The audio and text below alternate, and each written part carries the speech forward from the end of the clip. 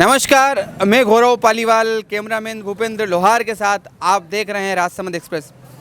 Rajsamand express आप तक वल्लभनगर के इस विधानसभा उपचुनाव के सारे राजनीतिक समीकरण आप तक पहुंचा रहा है। साथ ही कुछ बहसें, कुछ नेताओं के इंटरव्यू और कुछ क्षेत्रों में जाकर आपको वहां के लोगों के मुद्दे और वहां के लोगों की जो राय मशवरा है आप तक पहुंचा रहा है। हम आज पहुंच चुके हैं खेरोदा ग्राम पे। यहाँ के लगभग 5,500 वोट इस विधानसभा क्षेत्र के उम्मीदवार का इस ग्राम पंचायत से भविष्य तय करते हैं। आज हम यहाँ के लोगों से रूबरू होंगे और साथ ही इस ग्राम पंचायत के लोगों से हम जानेंगे कि इस बार वह किस उम्मीदवार का साथ देने वाले हैं और किस उम्मीदवार के गले में जीत का हार पहनाने वाले हैं। चलिए चलते हैं और यहाँ के लोगों से बातचीत करते हैं।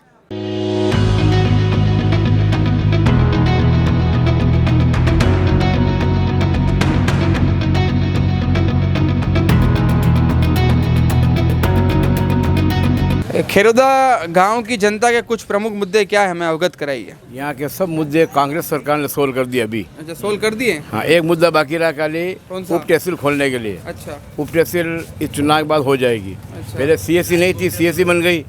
सीनियर स्कूल के अंदर साइंस, कॉमर्स, बायोलॉजी, मैथमेटिक्स सब सब्जेक्ट खोल दिए गए।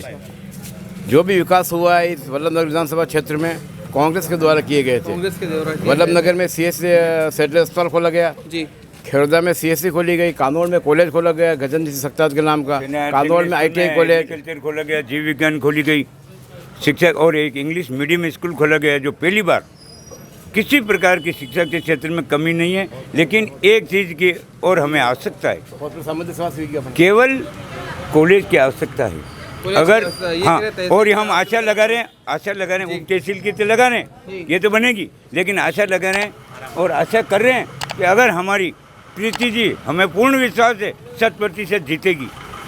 ठीक है, लोगों की सिंपैथी वोट मिलेंगे उनको, और हमारी ये भावना है कि इनके आने पर हम एक कॉलेज का उनके हाथ से शिलान्यास करें। कॉलेज जैसे कि आप सुन रहे हैं कि ये बाबूजी कह रहे हैं कि इस बार सिंपैथी फैक्टर यहाँ रहने वाला है। आपको क्या लगता है कि इस बार कौन सा प्रत्याशी विजेता रहने वाला है? जनता सेना के महाराज साहब।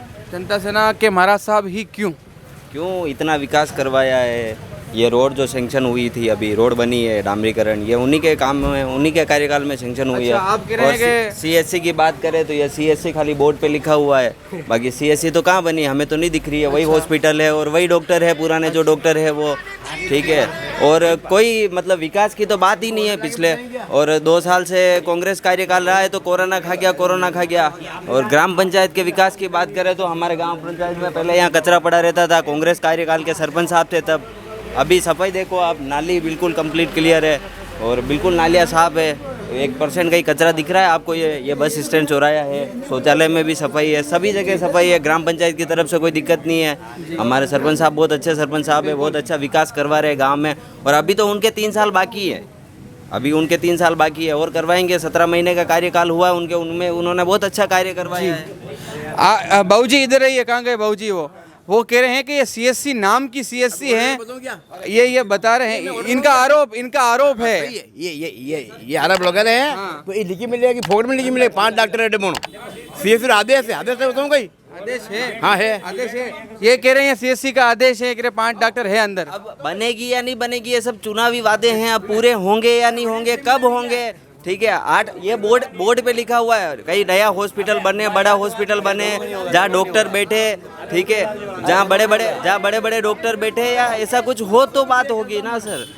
ठीक है, और बिजली की समस्या, ठीक है, बिजली की समस्या कितनी प्रॉब्लम आ रही है बिजली की, आप ही देख रहे हो। बिजली के पूरे राजस्थान में चली रही है।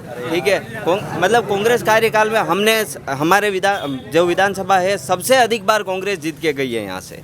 ठीक है, पहले स्वर्गीय गुलाब सिंह जी सक्तावत साहब थे, उसके बाद गजेंद्र सिंह जी सक्तावत साहब आए। ठीक है, सबसे अधिक बार कांग्रेस जीत के गई है। लेकिन जितना विकास होना चाहिए था, महाराज साहब के सिर्फ 2 या 3 कार्यकाल जीते हैं वो। ठीक है, लेकिन उनके कार्यकाल में जितना विकास हुआ उतना विकास नहीं हुआ है। अच्छा, आपका कहना है, ये कह रहे हैं कि एक तरफ वो कह रहे थे कि कांग्रेस के कार्यकाल में सारा विकास हो चुका है, कांग्रेस ने कोई मुद्दे नहीं बचाए हैं। एक तरफ ये कह रहे हैं कि महाराज साहब ने यहाँ सारे मुद्दे सोल्व किए और महाराज साहब के क्षेत्र में सारे कार्य पूरे हुए हैं। हमारे साथ एक और भैया मौजूद है। आपको क्या लग रहा है कि इस बार कौन जीतने वाला है इस उपचुनाव के अंदर? ये कह रहे महाराज साहब, पहली बात तो महाराज साहब का काम होगा कैसे? ना तो वो सत्ता में है, वो सत्ता में भी नहीं है। वो भी कह रहे हैं कि महाराज साहब का काम हो रहा है। अभी महाराज साहब एमएलए थोड़ी जो काम करवा देंगे। सेंसन पास करवाया था सीपी जोशी ने करवाया था, ना कोई महाराज साहब ने करवाया। ठीक है, अभी बोल रहे रोड बन रहा है। आप देखो, जब रोड बना था, रोड बनता जा रहा है, शाम को रोड टूट भी रहा था। वो कि महाराज साहब कहने से नहीं बन रहा है। ठीक है, महाराज साहब अभी कोई एमपी एमएलए नहीं है जो उनके फंड से जेब से पैसे दे देंगे। वो चुनाव लड़ते हैं, वो भी जेब से लोगों के चंदे से लड़ते हैं, ना कि वो कोई बजट पास करते हैं। ठीक है ना। और ये कह रहे कांग्रेस का पास हुआ, कांग्रेस ठीक है, कांग्रेस सत्ता में है, कांग्रेस ने दिया है, सीएससी बनेगा। पहले कांग्रेस ये भी कह रही थी कि हम तो गजेंद्र सिंह के साथ थे, गजेंद्र सिंह पहले सचिन पायलट के साथ थे, ना कि उनका पहले कोई काम हो रहा था, उन्होंने जुबान से कहा था हमारा कोई काम नहीं होता है, इसलिए हम चेंज कर रहे हैं। तो वो उन पायलट के साथ के थे। अब ठीक है, वो शांत हो गए, उपचुनाव है, कोई बात नहीं, उन्होंने ये घोषणा की है, इससे हमारा वल्लभ नगर तहसील का फायदा हुआ है।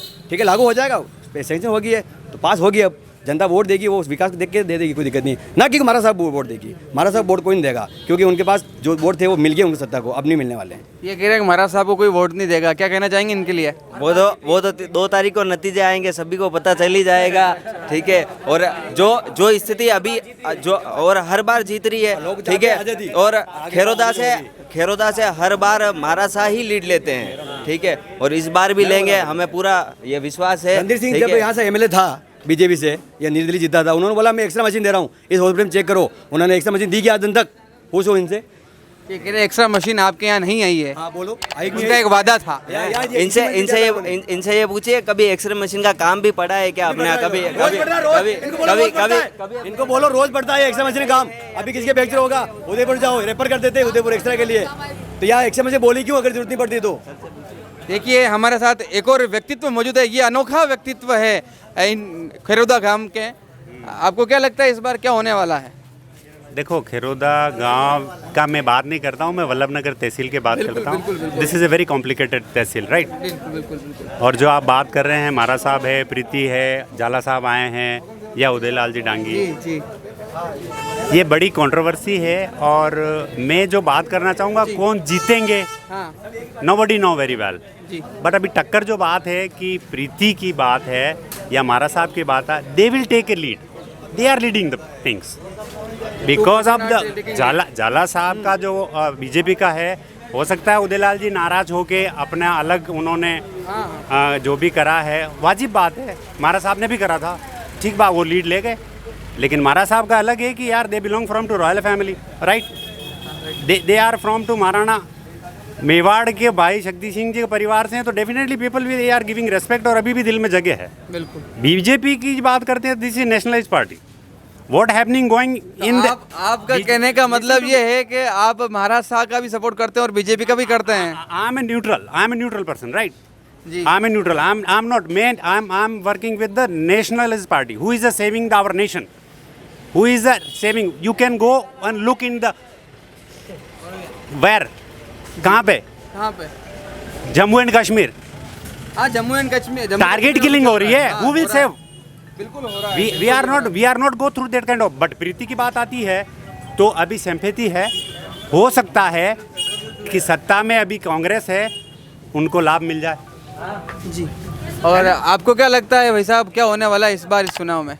भाई साहब बोलने से कतरा रहे हैं, लेकिन हमारे साथ एक और भाई साहब, इनसे बातचीत करते हैं हम। क्या लग रहा है भाई साहब, क्या होगा इस बार आपके इस खेरोदा ग्राम पंचायत से, कौन लीड लेने वाला है? जी सर, तीनों चारों उम्मीदवार मैदान में हैं।